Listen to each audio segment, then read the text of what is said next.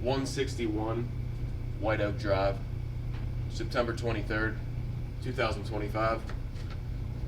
Furthest we can get our camera through the interior sewer line due to condition of cast iron piping. Cast iron piping broken in multiple sections. Pulling back to a 2-inch cleanout located inside the back of the basement.